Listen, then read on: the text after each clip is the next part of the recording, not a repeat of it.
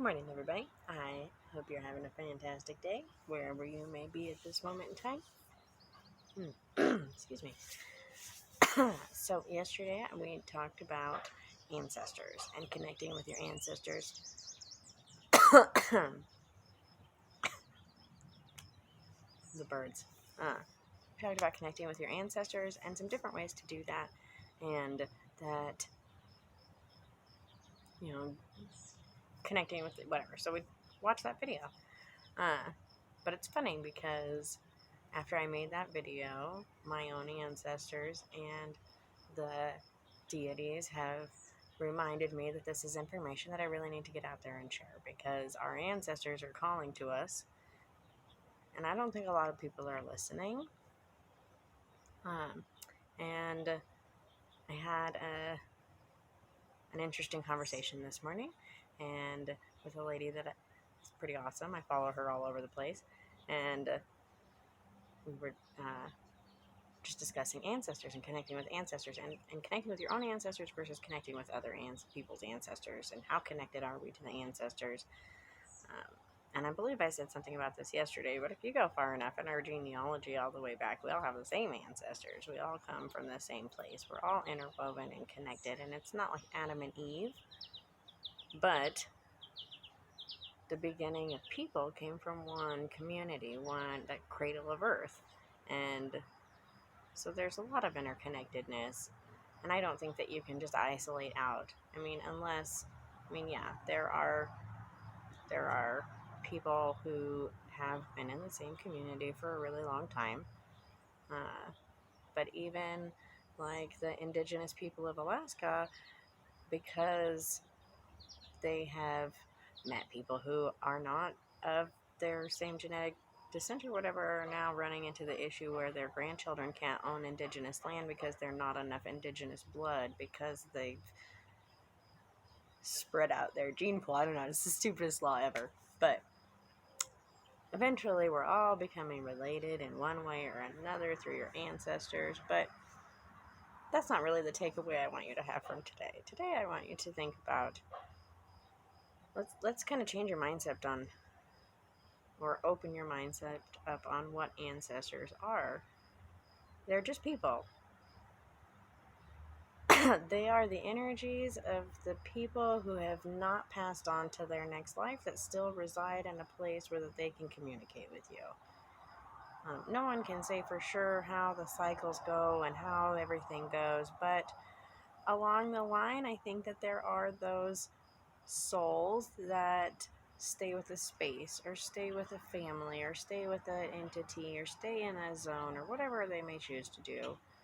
But they don't move on to their next life. They don't move on to what is next. They don't make that transformation. And sometimes this is like ghosts or spirits who haunt a space.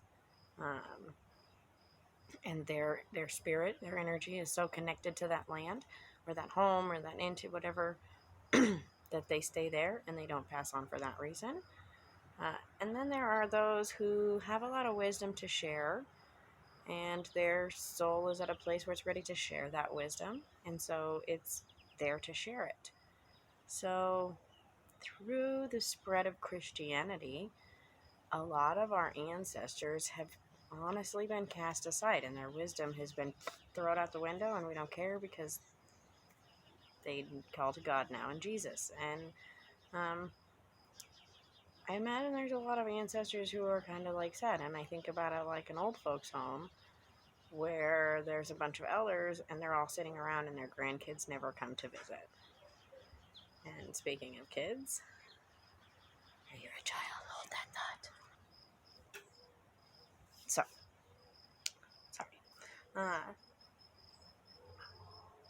So I like to think of it as like old people. They are people. It's not like they died and then they suddenly transformed into like this deity. That's not who you're calling on. If you want to talk to the deities, then call on the divine. When you were here with your ancestors, these are literally people who once walked this earth, who have been through the same things that you've been through, who have experiences and knowledge and wisdom and energy to share with you, and who want to share that information with you. Like I said yesterday about the sewing thing, I am constantly seeking my ancestors out for sewing wisdom, and it comes to me in dreams or however. But we all have ancestors who sewed, so like that's things that are there. Um, and I mean, you look at animals, and you think about the migration of a butterfly. It's not even an animal; it's a bug. But you think about the migration of a butterfly, and how is it that the grandchild of a butterfly knows which plant and where to land and what to do when it's never been there before? And it's through this whatever, and we don't really know. But you know what it is? Through that ancestral connection. And you have that too, just like the animals. It's just we've turned it off because for so long we've been told, no, no, no, we don't call to your ancestors. You don't worship an idol. You don't. That's not what happens when you die. When you die, you either go to heaven or hell. No, no. Uh, Even the Bible doesn't have these things. And if you read the Bible and not listen to the other things, and you actually like read the Bible, those are not the things that it talks about. Um, and so that wasn't even a concept in the beginning of their religion, I guess. I don't even know. So, but that's not what happens when you die. And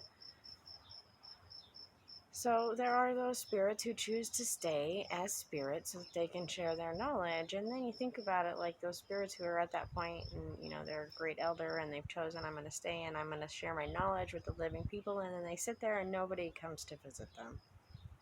Their own grandchildren don't come to visit them.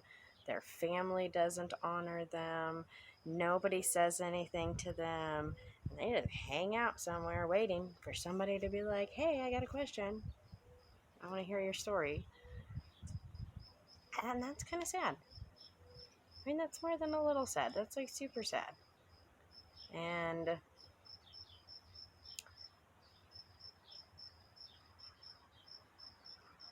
I think that a lot of people are really missing out on this information. And part of the reason is that this all has been stirring and I've been told that I need to share this information is because this is important. We need to honor our ancestors. There are those ancestors who are just sitting there waiting to be called on. And it doesn't need to be their own grandkid. It doesn't need to be their own bloodline. They're waiting. They're sitting there. They have a wealth of knowledge and experience and wisdom and all of these things to share. And they just sit and wait for someone to call on them. And like, so for the Day of the Dead, and during that time, the energies are really out. You see a lot of spirits. You might feel them or whatever. But as you connect with your ancestors and the energies of the ancestors, that becomes more apparent. And my neighbors recently, in the last 2-3 years, had their grandfather pass away. And he was so sad in the backyard, waiting to be welcomed into the home, feeling the honor of his tradition and that he couldn't enter back into the home until they lit the candle and to honor him. There's a big part of me that wanted to go over there and knock on the door and be like, hey, do you have your altar set up for him? Because he would love to come in and visit you. I think that on the Day of the Dead at some point, the grandma did light a candle or say something because he did go into the house. And I was like, okay. But how do you go knock on the door and be like, hey, your ancestors in the backyard and they'd love to come visit you? Don't, because then you're the crazy white lady next door.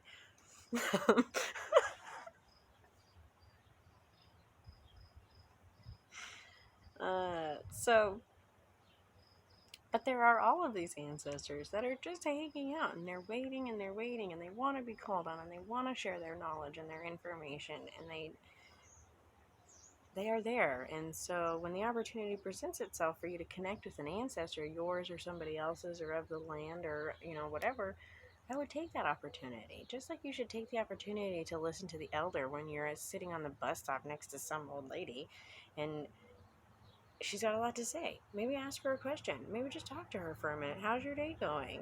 Share some wisdom. You'd be surprised what someone has to tell you. And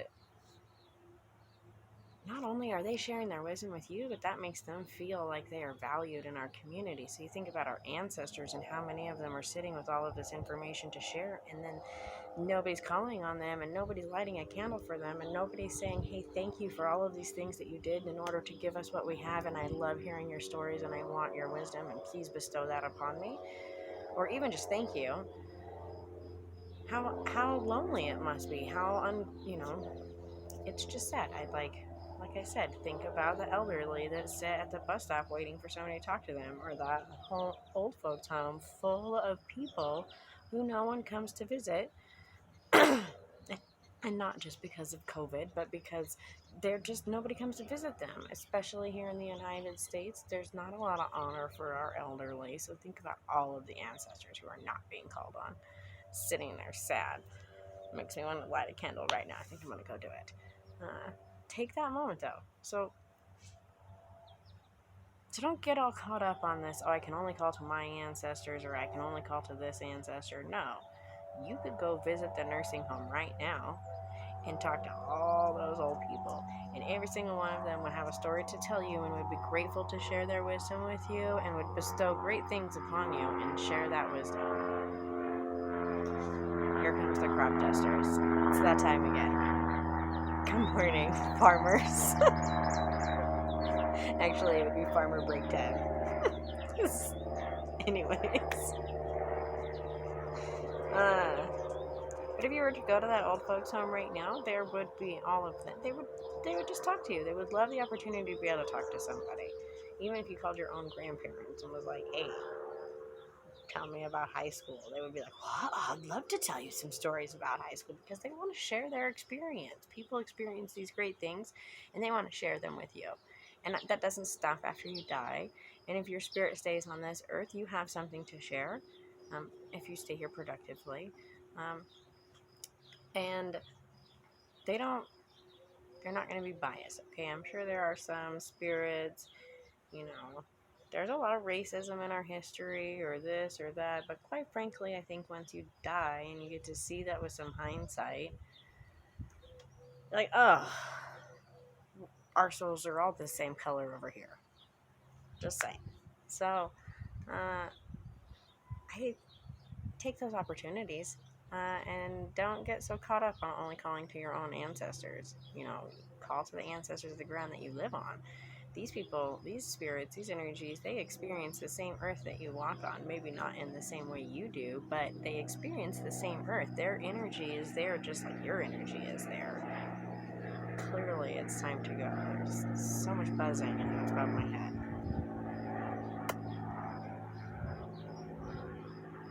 Well, and I guess, okay, so the buzzing. Okay, so don't get the ancestral energy confused with the divine energy also. Like I was saying, those are two different things. You don't die and become a god. You die and your soul becomes a soul, and this vessel that you live in is no longer here. And then your soul does things. Maybe finds a new vessel. Maybe hangs out. Maybe transcends to a greater good. Who knows? I mean, where you go, but these are the things that are happening. And so don't get caught up on the idea that you can only call to your great grandma or your ancestors or your bloodline or this or that, because these ancestors are all here. They're all waiting to talk to somebody. They all would love to be honored. And if you're calling on them just to be like, hey, thank you. Thank you for working this land and building this society and doing these things to move things forward and help us become better and better. Because with each generation, we become wiser so long as we're learning and all of those great things. But our ancestors, they went through these struggles too and had to survive that too. And so just honoring them, then they will bestow their honor and their blessings, and they will give that same respect back to you. And I think that a lot of people will be surprised what they get back. So, right now, let's honor our ancestors. Let's take this moment.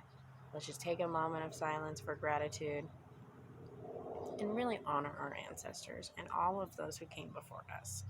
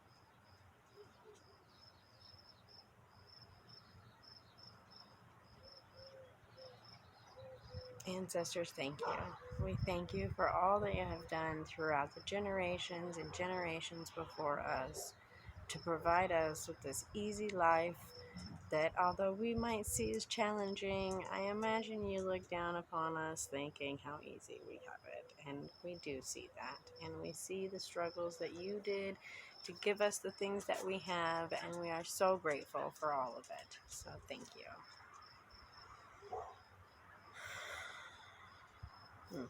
So blessed be. So, thank you for taking this moment with me. I hope that you honored your ancestors in that moment. Also, like, subscribe, hang out, check out some other videos, hit the little bell thing, all that great stuff. Check me out on Twitter. Putting together lots of things. I hope everybody has a great day and that your ancestors bring you much wisdom and blessings.